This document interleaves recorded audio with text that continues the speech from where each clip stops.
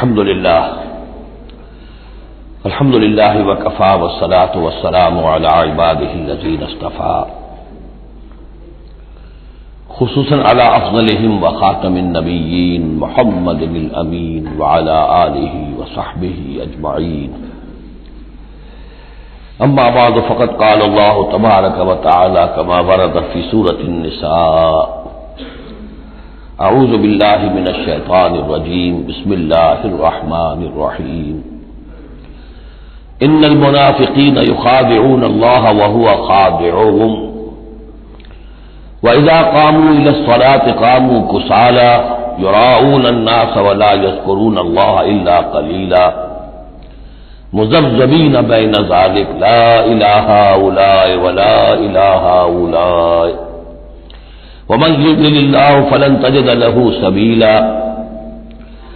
يا أيها الذين آمنوا لا تتخذوا الكافرين أولياء من دون المؤمنين أتريدون أن تجعلوا لله عليكم سلطانا مبينا إن المنافقين في الدرك الأسفل من النار ولن تجد لهم نصيرا.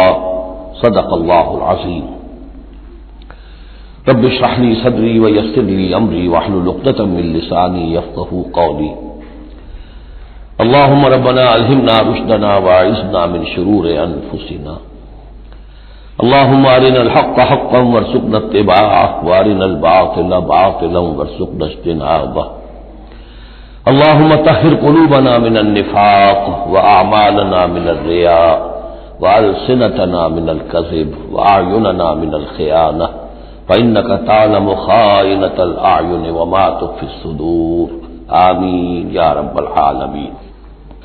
سورہ نساء کے بارے میں نے شروع ہی میں آپ سے عرض کر دیا تھا کہ اس میں سب سے زیادہ خطاب کا رخ جو ہے وہ منافقین کی طرف ہے، اگرچہ کہیں خطاب براہ راست یا ایھا الذین نافقوا کے الفاظ میں نہیں، یا ایھا الذین آمنوا، اس لیے کہ وہ بھی ایمان کے دعوے دار تھے، ایمان کے مدعی تھے، قانونی طور پر وہ بھی مسلمان تھے، مومن تھے.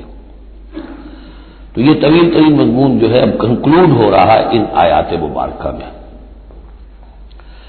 ان المنافقین یخادعون اللہ، یقیناً منافق کوشش کر رہے ہیں اللہ کو دھوکہ دینے کی.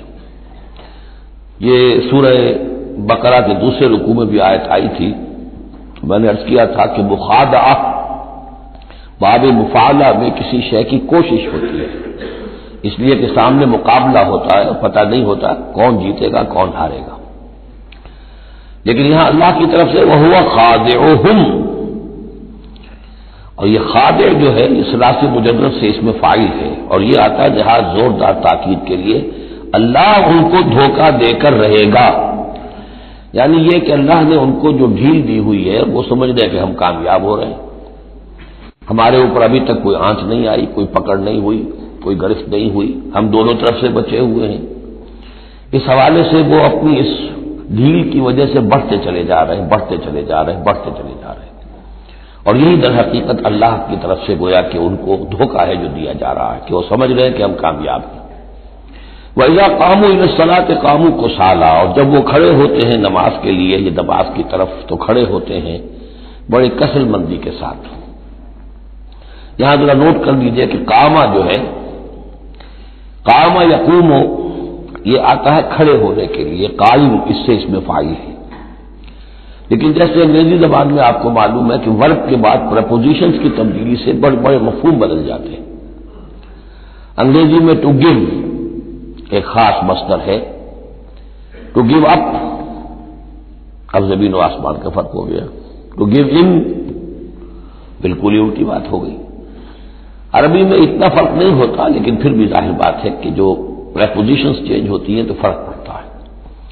اسی لیے میں نے کہا تھا قام اعلیٰ اور رجال قوامون علی النساء، اس میں حاکم ہونا، سربراہ ہونا، کسی کے حکم کا نافذ ہونا. قام الی، کسی شے کے لیے کھڑے ہونا، کسی شے کی طرف کھڑے ہونا، کوئی کام کرنے کا ارادہ کرنا. وَإِذَا قَامُوا إِلَى الصَّلَاةِ قَامُوا كُسَالَىٰ، جب کھڑے ہوتے ہیں نماز کی طرف تو صاف نظر آ جاتا ہے کہ طبیعت میں بشاشت نہیں ہے، طبیعت میں آمادگی نہیں ہے، مجبوراً کیونکہ اپنے آپ کو مسلمان ظاہر کرنا ہے لہذا کھڑے ہو رہے ہیں.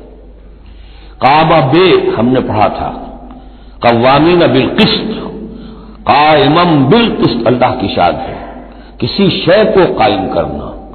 تو اس طریقے سے یہ جو الفاظ ہوتے ہیں ان کے ساتھ پریپوزیشنز کی چینج سے، یہ ہمارے ہاں عربی میں اس کو جو حروف جار کہتے ہیں، ان کے اضافے سے بہت اضافی معنی پیدا ہو جاتے ہیں۔ یراؤون الناس ولا یذکرون اللہ الا قلیلا، وہ لوگوں کو صرف دکھانے کے لیے کھڑے ہوتے، اور حقیقت میں جو ذکر الہی جو نماز کا اصل مقصد ہے، اقیم الصلاۃ علی ذکری، وہ انہیں نہیں حاصل ہوتا مگر بہت تھوڑا سا، کسی وقت کوئی واقعتاً اس بے دھیانی میں بھی ہو سکتا ہے کوئی آیت جو ہے وہ بجلی کے کڑکے کی طرح کڑک کر اور ان کے شعور کے اوپر کچھ نہ کچھ اثرات پیدا کر دے، الا قلیلا، بہت اشاعت۔ مذبذبین بین ذالک، یہ اس کے مابین مذبذب ہو کر رہ گئے ہیں، کفر کی طرف یا ایمان کی طرف، یکسو نہیں ہو رہے۔ اس لیے بار بار حضرت ابراہیم کے ساتھ اور حضرت ابراہیم کے تذکرے کے ساتھ حنیف کا لفظ آتا ہے، یکسو ہو جاؤ۔ دنیا میں کفر پر بھی انسان یکسو ہو تو کم سے کم دنیا بن جائے گی اس کی، لیکن یہ کہ اصل میں اگر دنیا اور آخرت دونوں بنانے ہیں تو پھر ایمان کے ساتھ یکسو ہونا ضروری ہے۔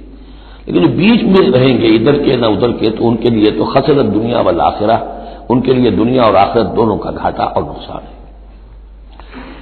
لا الہ الا ولا الہ الا، نہ تو یہ ان کی جانب ہے نہ ان کی جانب ہے، نہ ان کے ساتھ یکسو ہے نہ ان کے ساتھ یکسو ہے، نہ اہل ایمان کے ساتھ مخلص ہے نہ اہل کفر کے ساتھ مخلص ہے۔ وَمَن يُضْلِلِ اللَّهُ فَلَن تَجِدَ لَهُ سَبِيلًا، اور جسے اللہ ہی نے گمراہ کر دیا ہو، یعنی جس کی گمراہی پر اللہ کی طرف سے مہر تصدیق ثبت ہو چکی ہے، پھر اب اس کے لیے فَلَن تَجِدَ لَهُ سَبِيلًا، اس کے لیے کوئی راستہ نہ پاؤ گے۔ یا ایھا الذین آمنوا لا تتخذوا الکافرین اولیاء من دون المؤمنین، یہ مضمون پہلے بھی آ چکا ہے۔ یہ بھی نفاق کی علامت ہے کہ اہل ایمان کو چھوڑ کر کافروں کے ساتھ دوستیوں کی پیلیاں بڑھائی جائیں۔ اہل ایمان مت بناؤ کافروں کو اپنے حمایتی اور مددگار اور دوست اور بھیدی مسلمانوں کو چھوڑ کر۔ اتریدون ان تجعلوا للہ علیکم سلطانا مبینا، کیا تم چاہتے ہو کہ تم اپنے خلاف اللہ کے ہاتھ میں ایک دلیل دے دو، حجت دے دو؟ یعنی اللہ تعالیٰ جب محاسبہ کرے گا آخرت میں تو اس دلیل کا کیا جواب دو گے کہ تمہاری دوستیاں کافروں کے ساتھ تھی؟ تو یہ تو حجت قاطع بن جائے گی تمہارے خلاف، علیکم سلطان مبینہ، یہ حجت قاطعہ ہوگی تمہارے خلاف۔ اب یہ آ رہی آیت ایک اعتبار سے یہ منافقین کے حق میں قرآن حکیم کی سخت ترین آیت ہے، اگرچہ جو سخت ترین آیت بعض اعتبارات سے بلکہ ایک خاص لطیف پہلو سے سخت تر جو آیت ہے وہ سورہ توبہ میں آئے گی۔ یہ دو صورتیں ہیں اصل میں طویل صورتوں میں سے، سورہ توبہ اور سورہ نساء، جس میں کہ نفاق کا مضمون سب سے زیادہ تفصیل کے ساتھ آیا۔ ان المنافقین فی الدرک الاسفل من النار، یقیناً منافق آگ کے سب سے نچلے طبقے میں ہوں گے۔ ولن تجد لهم نصیرا، اور تم نہ پاؤ گے ان کے لیے کوئی مددگار، الا الذین تابوا۔ اصل میں منافقت کا آخری پردہ جو چاک ہوگا وہ ہوگا سورہ توبہ میں، سورہ گویا کہ سن 9 ہجری میں جا کر۔ ابھی یہ ہم سن 4 ہجری کے آس پاس ہیں، اس حوالے سے ذرا ابھی فصل ہے، تو ابھی ان کے لیے رعایت رکھی ہے کہ توبہ کا دروازہ تمہارے لیے ابھی کھلا ہے۔ الا الذین تابوا واصلحوا، اب بھی اگر سوائے ان کے جو توبہ کریں اور اصلاح کر لیں، واعتصموا باللہ، اور اللہ سے چمٹ جائیں، یکسو ہو جائیں، ایک ہی طرف کے ہو جائیں، کونوا ربانیین، اللہ والے بن جائیں، شیطان سے پینگے نہ بڑھائیں، شیطان کے ایجنٹوں سے اپنی دوستیاں نہ کریں، یکسو ہو جائیں اور اپنے آپ کو اس کے ساتھ وابستہ کر دیں ہر کے بعد آباد۔ اب یہ کشتی جو ہے ایمان کی اور اسلام کی، اگر یہ تیرتی ہے تو ہم تیریں گے، اگر خدا نہ خواستہ اس کے لیے کوئی حادثہ ہے تو ہم بھی اس حادثے میں شامل ہو گئے۔ وَأَخْلَصُوا دِينَهُمْ لِلَّهِ، یہ ہے بہت اہم اصطلاح، إِلَّا الَّذِينَ تَابُوا وَأَصْلَحُوا وَاعْتَصَمُوا بِاللَّهِ وَأَخْلَصُوا دِينَهُمْ لِلَّهِ، اپنی اطاعت کل کی کل اللہ کے لیے کر لیں، مخلص کر لیں۔ یہ نہ ہو کہ زندگی کے کچھ حصے میں اطاعت اللہ کی ہو رہی ہے، کچھ حصے میں کسی اور کی ہو رہی ہے۔ کیا کریں جی، یہ معاملہ تو رواج کا ہے، کیا کریں، اگرچہ ہے تو غلط شریعت کی روح سے، لیکن برادری کا رواج ہے، برادری کو چھوڑ تو نہیں سکتے۔ معلوم ہو آپ نے اپنی اطاعت کے حصے جو ہیں علیحدہ کر لیے، یہ حصہ جو ہے برادری کی اطاعت میں جائے گا، یہ حصہ اللہ کی اطاعت میں جائے گا۔ اطاعت جب تک کل کی کل اللہ کی نہ ہو، جیسے سورہ بقرہ میں ہم نے پڑھا تھا، قاتلوا حتی لا تکون فتنۃ ویکون الدین للہ، دین ہو جائے پورا اللہ کے لیے۔ تو ایک تو اجتماعی سطح پر دین اللہ کے لیے ہو جائے، یعنی اسلامی ریاست قائم ہو جائے، پورا اسلامی قانون ہو، پورا اسلامی نظام ہو۔ اگر یہ نہیں ہے تو ایک شخص انفرادی سطح پر تو اپنی اطاعت کو خالص کر لے اللہ کے لیے، تو یہ تو انفرادی گویا کہ توحید عملی ہے۔ فَأُولَٰئِكَ مَعَ الْمُؤْمِنِينَ، تو یہ لوگ پھر اہل ایمان میں شامل ہو جائیں گے۔ یعنی ابھی پوائنٹ آف نو ریٹرن نہیں ہے ابھی سب کے لیے، بہت سے لوگ تو پہنچ چکے، لیکن پھر بھی ابھی توبہ کا دروازہ کھلا ہے۔ وَسَوْفَ يُؤْتِ اللَّهُ الْمُؤْمِنِينَ أَجْرًا عَظِيمًا، اور جہاں تک مومنین کا تعلق ہے تو اللہ تعالیٰ اہل ایمان کو تو ان قریب بہت بڑا اجر عطا فرمائے گا۔ اب یہ اپیل کے انداز میں بھی آخری بات ہے، مَا يَفْعَلُ اللَّهُ بِعَذَابِكُمْ، سوچو اے منافقو اللہ تمہیں عذاب دے کر کیا لے گا۔ اللہ کو سیڈسٹ ہستی نہیں ہے معاذ اللہ کہ اسے لوگوں کو دکھ پہنچا کر خوشی ہوتی ہے۔ ایسے پرورٹڈ انسان ہوتے ہیں، ان کی شخصیتیں مست ہو چکی ہوتی ہیں، جو دوسروں کو تکلیف میں دیکھتے ہیں تو خوش ہوتے ہیں، دوسروں کو تکلیف پہنچا کر کوفت پہنچا کر انہیں کچھ راحت حاصل ہوتی ہے۔ تو اللہ معاذ اللہ ایسا نہیں ہے۔ ما یفعل اللہ بعذابکم، اللہ کیا لے گا تم سے، تمہیں عذاب دے کر، ان شکرتم وآمنتم، اگر تم شکر کی روش اختیار کرو، ایمان کی روش اختیار کرو۔ وکان اللہ شاکرا علیما، اللہ تو بہت ہی قدردانی فرمانے والا ہے، قدر افزائی فرماتا ہے۔ جو بندہ اس کے لیے کوئی کام کرے، محنت کرے، اللہ تعالیٰ اس کی قدر فرماتا ہے، اور جو بھی وہ کچھ کرتا ہے اس کے علم میں ہوتا ہے۔ کوئی شے ایسی نہیں ہے کہ جو ان اکاؤنٹڈ رہ جائے گی کہ میں نے یہ بھی کیا تھا اللہ کے لیے لیکن اس کا اجر مجھے نہیں ملا۔ اب جو یہ آخری حصہ ہے سورہ مبارکہ کا، اس میں بعض مضامین بہت ہی اہم ہیں بنیادی فلسفہ دین کے اعتبار سے۔ سب سے پہلی بات تو پھر آ رہی ہے وہی جو تمدنی اور معاشرتی معاملات ہوتے ہیں۔ معاشرے کے اندر کسی بری بات کا بلند آواز سے کہنا، کسی بری بات کا چرچا کرنا بالفعل کوئی اچھی بات نہیں ہے، لیکن اس میں ایک استثناء ہے۔ کسی مظلوم کا معاملہ یہ ہے کہ اس کے دل سے اگر جلے کٹے الفاظ میں نکل جائیں کسی کے لیے تو وہ اللہ کنڈول کرے گا، معاف کر دے گا۔ لا يحب اللہ الجہر بالسوء من القول، اللہ کو بالکل پسند نہیں ہے کہ کسی بات کو بلند آوازی سے کہا جائے، بری بات کو، الا من ظلم، سوائے اس کے جس پر ظلم ہوا ہے، جس کا دل دکھا ہے۔ ابھی حال ہی میں نے جمعے میں وہ شعر سنائے تھے کہ فارسی زبان کا ایک شعر ہے، بترسز آہ مظلومہ کہ ہنگامے دعا کردن، اجابت از در حق بہر استقبال می آید۔ مظلوموں کی آہوں سے ڈرو کہ جب ان کی زبان سے کوئی بد دعا نکل جاتی ہے تو اس دعا کی قبولیت جو ہے وہ خود استقبال کرنے کے لیے آتی ہے عرش سے، اللہ تعالیٰ کی طرف سے۔ تو اس کا ترجمہ بھی اردو میں شعر ہی میں موجود ہے، ڈرو مظلوم کی آہوں سے جب اٹھتی ہے سینوں سے، قبولیت ہے کرتی خیر مقدم چرخ سے آ کر۔ تو مظلوم کا مسئلہ یہ ہے کہ اس کو اس کی بھی اجازت ہے۔ وکان اللہ سمیعا علیما، اللہ سب کچھ سننے والا ہے اور سب کچھ جانتا ہے، اسے معلوم ہے جس کے دل سے یہ آواز نکلی ہے وہ کتنا دکھا ہوا ہے، اس کے احساسات کتنے مجروح ہوئے۔ ان تبدوا خیرا او تخفوہ او تعفوا عن سوء فإن اللہ کان عفوا قدیرا، جہاں تک تو خیر کا معاملہ ہے تم اسے بلند آواز سے کہو، ظاہر کرو یا چھپاؤ، برابر کی بات ہے۔ اللہ تعالیٰ کے لیے خیر تو خیر ہی ہر حال میں ہے، عیاں ہو یا خفیہ ہو۔ اور تعفوا عن سوء، لیکن یہ ذرا اونچا مسئلہ ہے، اور اگر تم برائی کو سے معاف کر دیا کرو۔ اب یہ اپیل کے انداز میں مظلوم سے بھی کہا جا رہا ہے کہ اگرچہ تمہیں چھوٹ ہے یہ کہ تم پر گرفت نہیں ہوگی، لیکن تمہیں اس سے اعلیٰ تر و بلند تر رتبہ ہے، اسے کیوں نہیں حاصل کرتے؟ اور تعفوا عن سوء، کہ تم کسی برائی سے درگزر کرو، معاف کر دو۔ فإن اللہ عفوا قدیرا، تو یقیناً اللہ تعالیٰ بھی معاف فرمانے والا ہے اور قدرت رکھنے والا ہے۔ انسان تو بسا اوقات معاف کرنے پر مجبور بھی ہو جاتا ہے، اس لیے کہ بدلہ دینے کی قدرت نہیں رکھتا۔ اللہ تو مقتدرہ ہے، قدیر ہے، وہ تو جو چاہے فوراً جو ہے دیر اینڈ دین حساب چکا دے، لیکن نہیں، پھر بھی وہ اس کے باوجود وہ معاف فرماتا ہے۔ اب پھر یہ بہت اہم مضمون آ گیا ہے، وحدت الادیان کا جو ایک بنیادی جڑ ہے اس کی جڑ کو یہاں کاٹی جا رہی ہے۔ غلط فلسفہ جو وحدت ادیان کا، میں نے آپ کو بتایا تھا کہ فلسفہ وحدت ادیان کا ایک حصہ صحیح ہے کہ اوریجن سب کا ایک ہے، لیکن یہ کہ اب جو شکلیں ہیں ان کی وہ ایک ہے، اس سے بڑی حماقت اور جہالت اور ضلالت اور گمراہی اور کوئی نہیں۔ اب یہ کانٹے کی بات بتائی جا رہی ہے کہ اصل میں دین میں جس چیز کی وجہ سے غلطی پیدا ہوتی ہے وہ کیا ہے؟ اللہ اور رسولوں میں تفریق پیدا کر دینا. ایک ہے رسولوں میں تفریق کرنا، ایک رسول کو ماننا ایک کو نہ ماننا. ایک ہے اللہ کو علیحدہ کر دینا، رسول کو علیحدہ کر دینا. یہ جہالت ہے جو فتنہ انکار حدیث میں، فتنہ انکار سنت میں، اور یہ کہ بس اہل قرآن جو اپنے آپ کو سمجھتے ہیں کہ رسول کا کام تھا قرآن پہنچا دینا، اللہ اللہ خیر صلی اللہ.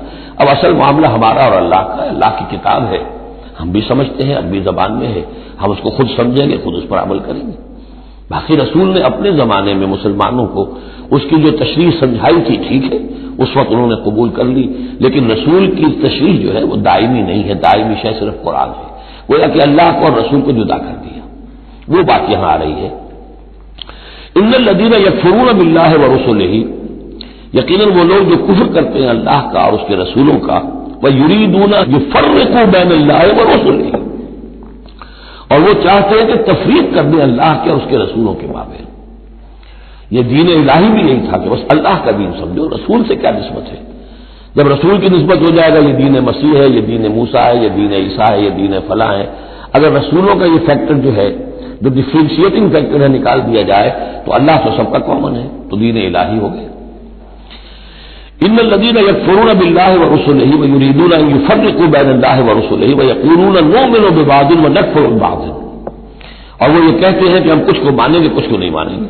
یعنی اللہ کو مانیں گے، رسولوں کا ماننا ضروری نہیں ہے. اللہ کی کتاب کو مانیں گے، رسول کی سنت کا ماننا کوئی ضروری نہیں. وَيُرِيدُونَ أَن يَتَّخِذُوا بَيْنَ ذَلِكَ سَبِيلًا، اور وہ چاہتے ہیں کہ اس کے بین ایک راستہ نکال لیں، اللہ کو ایک طرف کر دیں، رسول کو ایک طرف کر دیں. أُولَٰئِكَ هُمُ الْكَافِرُونَ حَقًّا، یہ لوگ کٹر کافر ہیں، ان کے کافر ہونے میں کوئی شک نہیں. یہ حق کہ یہ کافر ہے. وَأَعْتَدْنَا لِلْكَافِرِينَ عَذَابًا مُهِينًا، اور ہم نے ایسے کافروں کے لیے بڑا اہانت آمیز عذاب تیار کر رکھا ہے. وَالَّذِينَ آمَنُوا بِاللَّهِ وَرُسُلِهِ، اور جو لوگ ایمان رکھتے ہیں اللہ پر اور اس کے رسولوں پر، وَلَمْ يُفَرِّقُوا بَيْنَ أَحَدٍ مِّنْهُمْ، اور انہوں نے ان میں سے کسی کے مابین کوئی تفریق نہیں کی، نہ اللہ کو رسول سے جدا کیا نہ رسول کو رسول سے جدا کیا. ہم تو سب کو مانتے ہیں، لَا نُفَرِّقُ بَيْنَ أَحَدٍ مِّن رُّسُلِهِ، ان کو بھی مانتے ہیں جن کے نام قرآن مجید میں آ گئے ہیں، اور مانتے ہیں کہ اور بھی بے شمار آئے ہوں گے. یقین کے ساتھ نہیں کہہ سکتے، تعین کے ساتھ نہیں کہہ سکتے. یہ معلوم ہے اور بھی بہت نبی آئے، کسی پرٹیکولر پرسن کے بارے میں یقین کے ساتھ نہیں کہہ سکتے. یہ یقین سے کہہ سکتے کہ بے شمار نبی اور بھی آئے، رسول اور بھی آئے. لم يفرقوا بین احد منهم اولئک سوف یؤتیہم اجورہم، یہ وہ لوگ ہیں کہ جنہیں اللہ تعالیٰ ان کے اجر عطا فرمائے گا. وکان اللہ غفورا رحیما، اور یقیناً اللہ تعالیٰ غفور الرحیم ہے.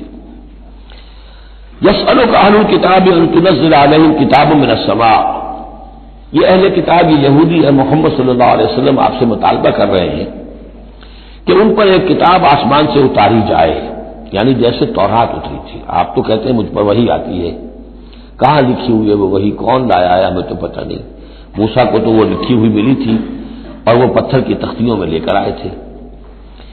یسألک اہل الکتاب ان تنزل علیہم کتاب من السماء فقد سألوا موسیٰ اکبر من ذلک، تو اے نبی آپ فکر نہ کریں، ان کی پرواہ نہ کریں. انہوں نے، ان کے آباء و اجداد نے موسیٰ سے اس سے بھی بڑھ کر مطالبے کیے تھے. فقالوا ارنا اللہ جہرۃ، یاد کرو کہ وہ اللہ سے انہوں نے تو یہ مطالبہ بھی کیا تھا کہ ہمیں دکھاؤ اللہ کو عیاناً، ہم خود دیکھنا چاہتے ہیں. فاخذتهم الصاعقۃ بظلمهم، تو ان کی اس گناہ کی پاداش میں انہیں ایک کڑک نے آ پکڑا تھا. ثم اتخذوا العجل من بعد ما جاءتهم البينات، پھر یہ کہ ان لوگوں کی ناہنجاری کا یہ بھی اندازہ کرو کہ جبکہ واضح نشانیاں ان کے پاس آ چکی تھی، 9 معجزے حضرت موسیٰ کے وہ دیکھ چکے تھے، پھر بھی انہوں نے بچڑے کی برسی شروع کر دی.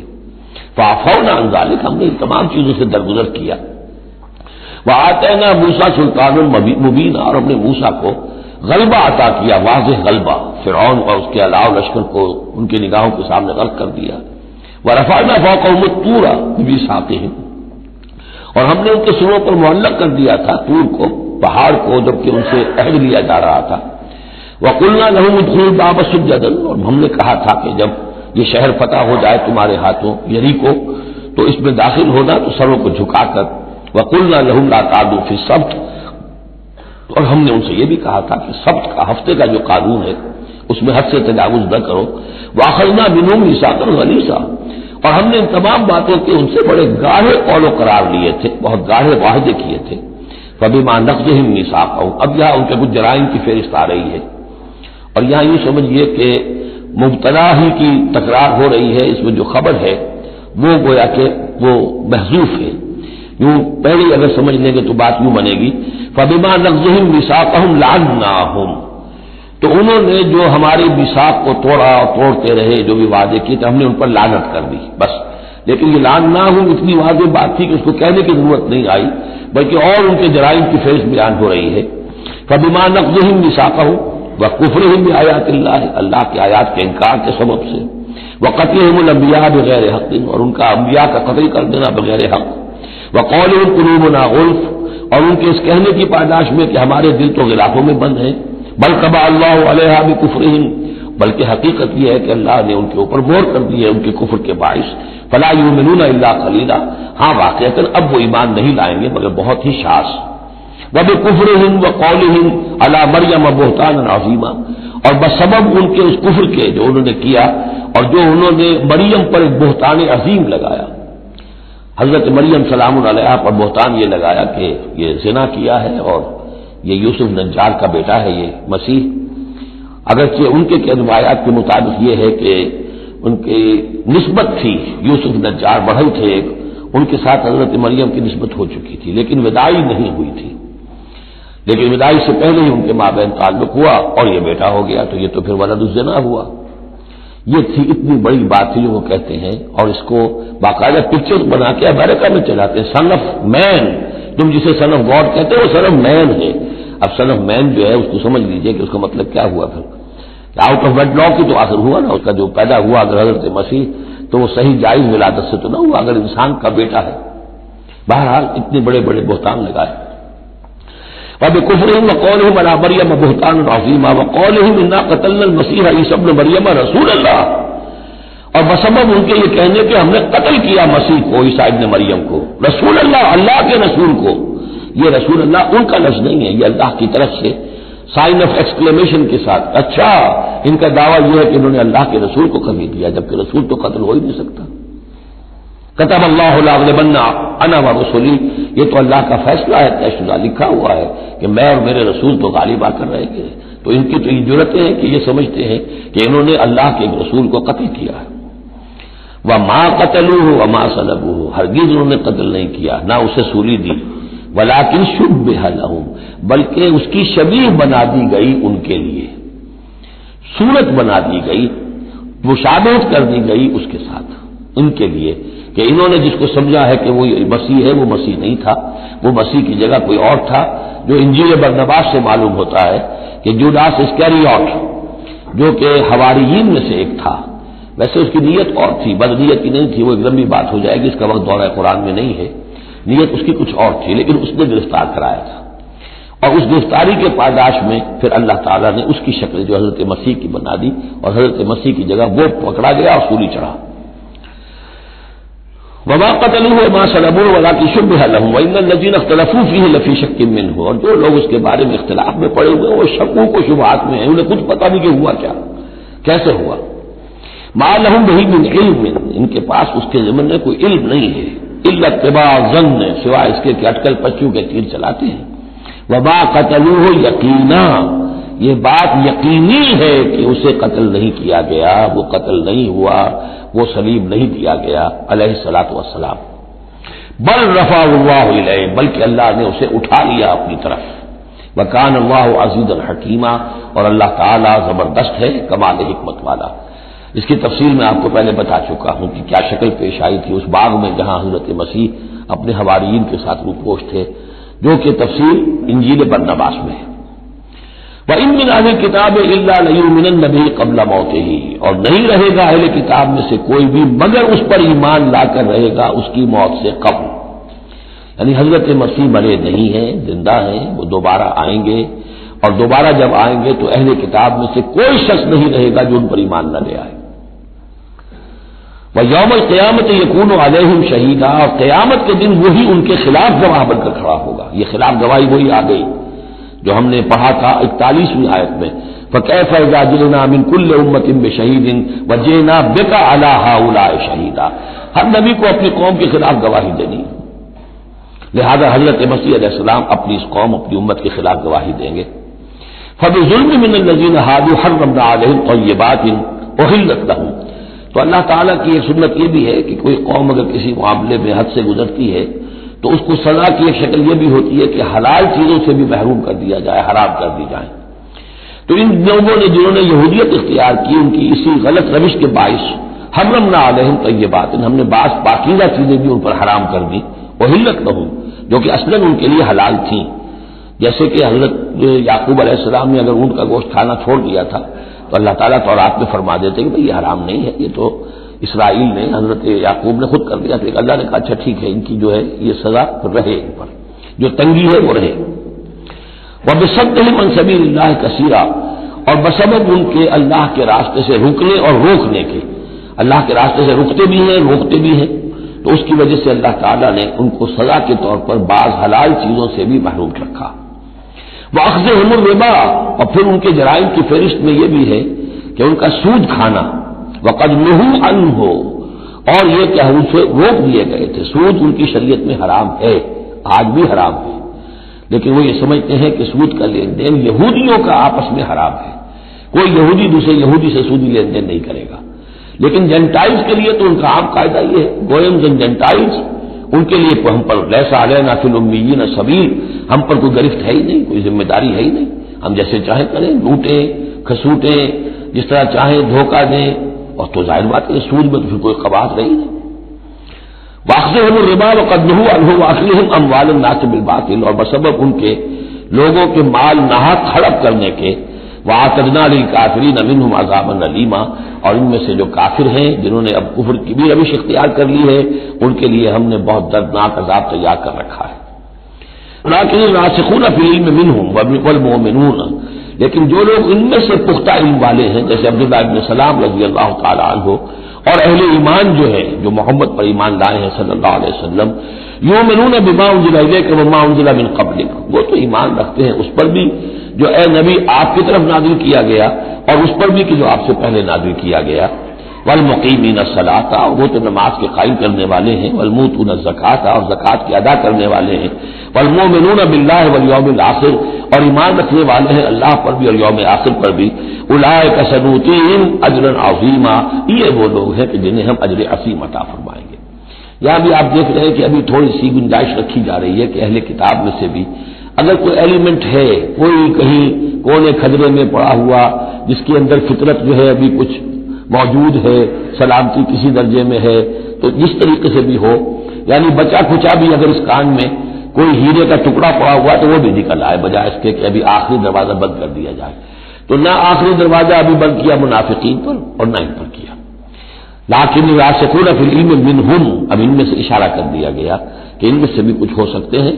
باقی اہل ایمان کی روش تو یہ ہے ہی. والمؤمنون یؤمنون بما انزل الیک وما انزل من قبلک والمقیمین الصلاۃ والمؤتون الزکاۃ والمؤمنون باللہ والیوم الآخر اولئک سنؤتیہم اجرا عظیما. اب جو مقام آ رہا ہے یہ 23ویں رکوع کے شروع میں، یہ ان چند مقامات میں سے قرآن کے جس میں کہ انبیاء اور رسولوں کے ناموں کا گلدستہ آیا ہے. مثلا یہاں آپ دیکھیں گے پے بپے بہت سے انبیاء اور رسول کا نام لیے گئے، پھر ان میں سے بعض کی جو اضافی اور شانیں ہیں ان کا بیان کیا گیا، اور پھر بڑی اہم آیت فلسفہ قرآن کے اعتبار سے آگے آئے گی کہ نبوت کا بنیادی مقصد کیا ہے. نبوت کا بنیادی مقصد، فلسفہ نبوت، اساسی فلسفہ نبوت. انا اوحینا الیک کما اوحینا الی نوح، اے نبی ہم نے آپ کی جانب بھی وحی کی ہے جیسے کہ ہم نے نوح کی طرف وحی کی تھی. والنبیین من بعدہ، اور ان کے بعد بہت سے انبیاء پر کی تھی. حضرت شیس علیہ السلام وہ بھی حضرت نوح علیہ السلام، بلکہ یہ تو حضرت نوح سے بھی پہلے کے لوگ ہیں، شیس جو ہیں. اوحینا الی نوح والنبیین من بعدہ واوحینا الی ابراہیم واسماعیل واسحاق ویعقوب والاسباط، اور ہم نے وحی کی ابراہیم کی طرف، اسماعیل کی طرف، اسحاق کی طرف، یعقوب کی طرف اور ان کی اولاد کی طرف. وعیسیٰ وایوب ویونس وہارون وسلیمان، اور عیسیٰ کی جانب اور ایوب کی جانب اور یونس کی جانب اور ہارون کی جانب اور سلیمان کی جانب. وآتینا داؤد زبورا، اور داؤد کو تو ہم نے زبور جیسی کتاب عطا فرمائی. وَرُسُلًا قَدْ قَصَصْنَاهُمْ عَلَيْكَ مِنْ قَبْلُ، ایسے بھی بہت سے رسولوں کو ہم نے بھیجا یا وہی ہم نے ان کی جانب کی بھیجے ایسے رسول کہ جن کا ہم اس سے پہلے آپ کے سامنے تذکرہ کر چکے ہیں. وَرُسُلًا لَمْ نَقْصُصْهُمْ عَلَيْكَ، اور ایسے بھی بہت سے رسول ہیں کہ جن کے حالات ہم نے آپ کے سامنے بیان نہیں کیے. پوری دنیا کی تاریخ بیان کرنا تو قرآن مجید کا مقصد نہیں ہے، یہ تو کتاب ہدایت ہے، تاریخ کی کتاب نہیں ہے. وَكَلَّمَ اللَّهُ مُوسَىٰ تَكْلِيمًا، اور خاص اب شان جو حضرت موسیٰ علیہ السلام کی امتیازی شان ہے. اور موسیٰ سے تو کلام کیا اللہ نے جیسے کہ کلام کیا جاتا ہے، بس صرف یہ ہے کہ من ورائے حجاب تھا، پردے کے پیچھے سے تھا دو بدو کلام. اب وہ آیت آ رہی ہے کہ یہ رسول کس لیے بھیجے گئے. رسلا مبشرین و منذرین، یہ رسول بھیجے گئے بشارت دینے والے بنا کر اور خبردار کرنے والے بنا کر. لئلا یکون للناس علی اللہ حجۃ بعد الرسل، تاکہ نہ رہ جائے لوگوں کے حق میں، للناس نام نوٹ کیجئے، علی اللہ اللہ کے مقابلے میں کوئی حجت کوئی دلیل رسولوں کے آنے کے بعد. وکان اللہ عزیزا حکیما، اور اللہ تعالیٰ زبردست ہے لیکن ساتھ ہی حکمت والا ہے. اب اس کو سمجھیے کہ جب ہم یہ کہتے ہیں کہ قیامت کے دن اللہ تعالیٰ حساب لے گا اور امتحان ہوگا، امتحان سے پھر نتائج نکلیں گے ہمارے کہ کون پاس ہوا کون فیل ہوا، لیکن امتحان لیا جاتا ہے کچھ پڑھا کر. کیا پڑھایا ہمیں؟ جانچا جاتا ہے کسی کو کچھ دے کر. کسی بچے کو آپ دیجیے 10 روپے، پھر آپ دیکھیے اس کا میلاد تباہ کیا ہے، ٹافی کی دکان کی طرف بھاگتا ہے یا کوئی کسی کتابوں کی دکان کی طرف بھاگتا ہے، پتہ چل جائے گا اس کا رجحان کیا ہے. کچھ دے کر آزماتے ہیں، کچھ پڑھا کر امتحان لیتے ہیں. تو ہمیں کیا پڑھایا ہے، کیا دیا ہے؟ اس میں ہے جو قرآن مجید کا بنیادی فلسفہ ہے کہ اللہ تعالیٰ نے انسان کو سمع، بصر، عقل، 3 بڑی چیزیں دی. پھر اللہ تعالیٰ نے انسان کے اندر روح ودیت کی اور نفس انسانی میں خیر اور شر کا علم ودیت کر دیا ہے. اب آئندہ کوئی وحی نہ آئے تب بھی ہر انسان جو ہے ان باتوں کی بنا پر اکاؤنٹیبل ہے. ہم نے تمہارے اندر تمیز رکھ دی تھی یہ نیکی ہے یہ بدی ہے، تم بدی کی طرف کیوں گئے؟ تو گویا کہ کوئی نبی نہ آتا، کوئی کتاب نہ آتی، کوئی رسول نہ آتا، تب بھی اللہ تعالیٰ کی طرف سے محاسبہ ناحق نہیں تھا، اس لیے کہ وہ بنیادی چیزیں اللہ تعالیٰ دے چکا ہے. البتہ اتمام حجت کرتا ہے اللہ. اب یہ نوٹ کیجیے، حجت کیا ہے؟ حجت تو عقل ہے جو اللہ نے ہمیں دے رکھی ہے. ان السمع والبصر والفؤاد کل اولئک کان عنہ مسئولا، اس کی بنیاد پر مسئولیت ہے. اور یہ کہ نفس ونفس وما سواہا فالہمہا فجورہا وتقواہا، اس کے اندر نیکی اور بدی کی تمیز بدیت کر دی ہے. پھر تمہیں روح ہوگی ہے. ان سب چیزوں کی بنا پر تم اکاؤنٹیبل ہو، کوئی نبی آتا یا نہ آتا. یہ حجت اللہ کی تم پر قائم ہے. لیکن پھر بھی اللہ اتمام حجت کرنے کے لیے یہ اضافی شے ہے کہ اللہ نے تم ہی میں سے کچھ لوگوں کو چنا جو بڑے ہی اعلیٰ کردار کے لوگ تھے. تم جانتے تھے کہ یہ ہمارے ہاں کے بہترین لوگ ہیں، ان کے دامن کردار پر کوئی داغ دھبا نہیں ہے، ان کی سیرت و اخلاق تمہارے سامنے تھی کھلی کتاب کے مانند. ان کے پاس ہم نے اپنی وحی بھیجی اور پھر تمہیں یہ کرو یہ نہ کرو یہ بھی بتا دیا. ایگزامینیشن میڈ ایزی بھی ہو گیا تمہارے لیے. اس امتحان کو ہم نے اتنا آسان کر دیا تاکہ اب کسی کے پاس کوئی عذر باقی نہ رہ جائے. کوئی جو ہے یہ پلیڈ نہ کر سکے کہ میں تو اگنورنس کے پلیڈ کرے کہ میں تو اگنورنٹ تھا، مجھے معلوم نہیں تھا. جب رسول آ گئے تو اب کوئی عذر باقی نہیں رہا. رسول سے پہلے پھر بھی کوئی شخص کہہ سکتا ہے پروردگار میں ایسے ماحول میں پیدا ہو گیا تھا، وہاں سب کے سب اسی رنگ میں رنگے ہوئے تھے، پروردگار میں اپنے 2 وقت کی روٹی کے دھندے میں ایسا لگا رہا کہ مجھے کبھی ہوش ہی نہیں آئی کہ میں سوچتا. لیکن جب رسول آ جاتے ہیں اور رسولوں کے آنے کے بعد حق مبرہن ہو جاتا ہے اور حق و باطل کے درمیان امتیاز بالکل واضح طور پر قائم ہو جاتا ہے، پھر کوئی عذر باقی نہیں رہتا، کوئی حجت پیش کرنے کے لیے لوگوں کے جانب سے اللہ کے سامنے اللہ کے محاسبے کے مقابلے میں باقی نہیں رہتی. تو یہ اتمام حجت ہے، اللہ کی طرف سے حجت کا اتمام.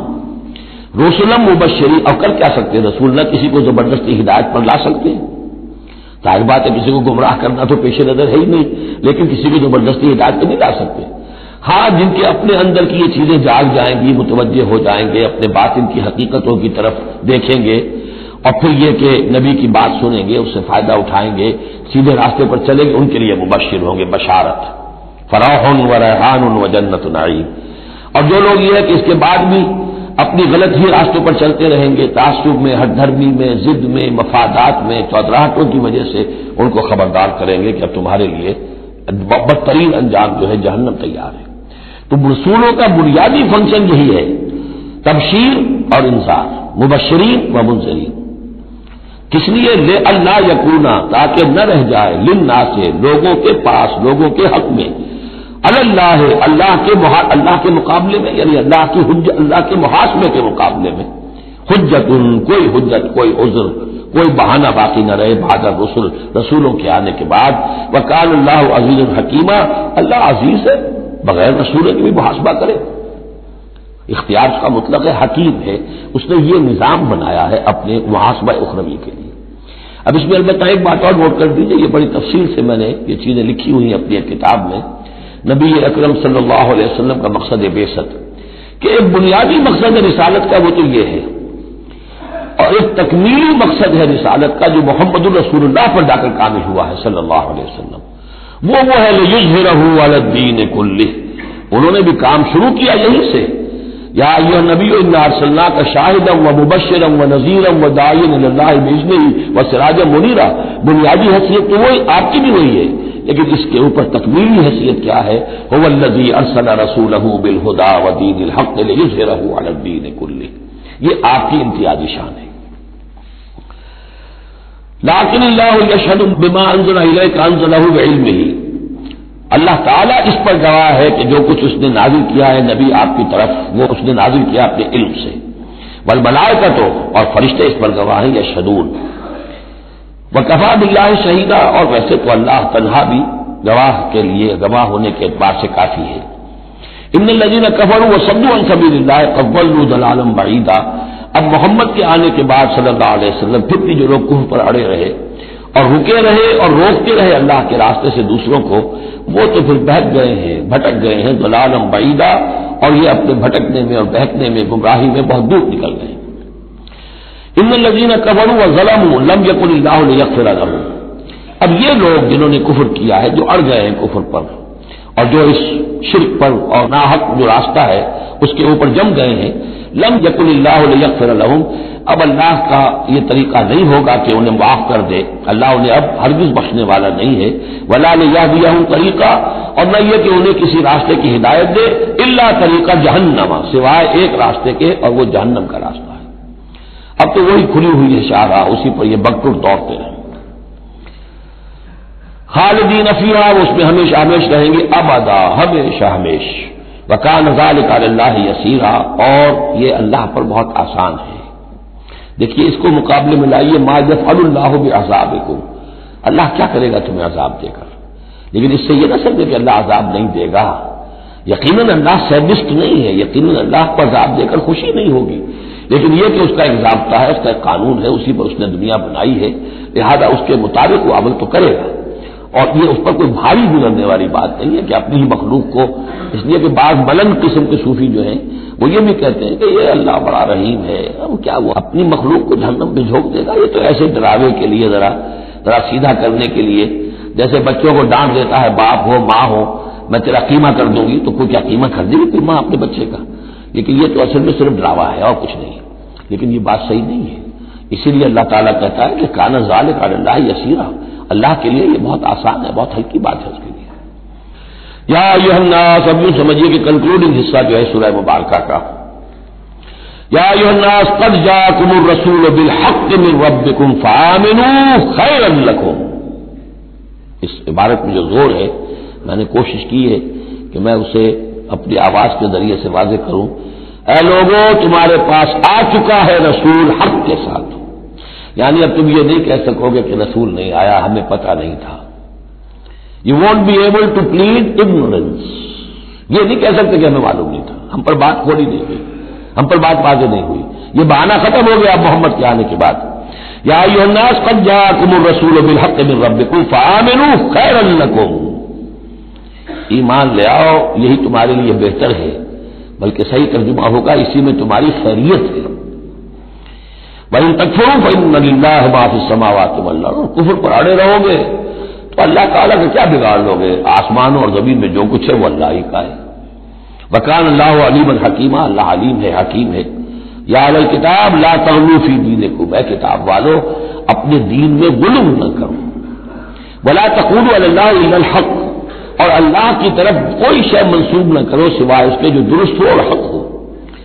جھوٹ بولنا ہے تو بازی سے بابا ہم بازی، جھوٹ بولنا ہے خود بولو۔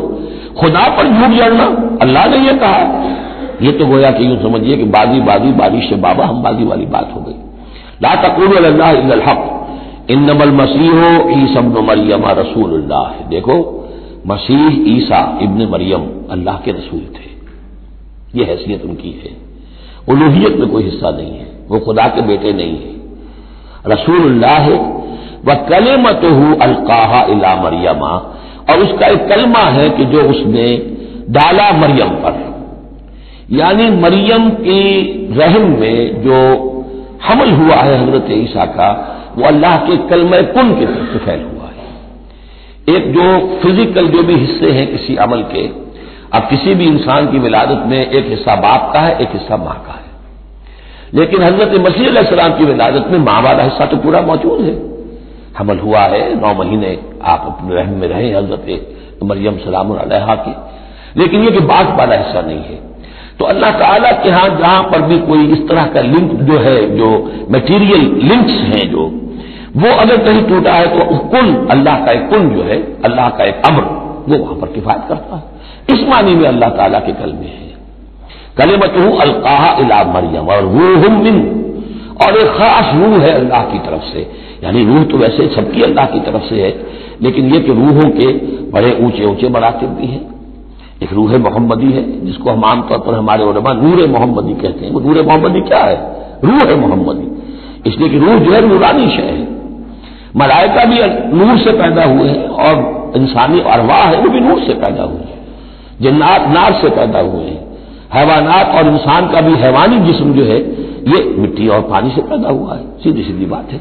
تو چونکہ ارواح جو نورانیاں ہیں تو وہ نور تو ہے، تو حضور کی روح اس کی اپنی شان ہے، حضرت عیسیٰ کی نور اور ان کی روح ان کی اپنی شان۔ روح من فآمنوا باللہ ورسولہ، پس ایمان لاؤ اللہ پر اور اس کے رسولوں پر۔ ولا تقولوا ثلاثہ، اور دیکھو تثلیث کا عقیدہ مت گھڑو، یہ نہ کہو کہ تین ایک میں تین میں ایک، الوہیت تین میں ہو گئی، تین اقنوم میں۔ انتہوا خیرا لکم، باز آ جاؤ، اسی میں تمہاری خیریت ہے۔ انما اللہ الہ واحد، جان لو اللہ تو ایک ہی الہ واحد ہے، تنہا ہے۔ سبحانہ ان یکون لہ ولد، وہ پاک ہے اس سے کہ اس کے کوئی بیٹا ہوتا یا اولاد ہوتی۔ لہ ما فی السماوات و ما فی الارض، آسمان اور زمین میں جو کچھ ہے اسی کا ہے، اس کی ملکیت ہے۔ وکفی باللہ وکیلا، اور اللہ کافی ہے بطور کارساز۔ لن یستنکف المسیح ان یکون عبدا للہ، مسیح کو تو اس میں ہرگز کوئی عار نہیں ہے کہ اس کو کہا جائے کہ وہ اللہ کا بندہ ہے، اس کو تو اللہ کے بندہ ہونے میں اسے اپنی شان محسوس ہوگی۔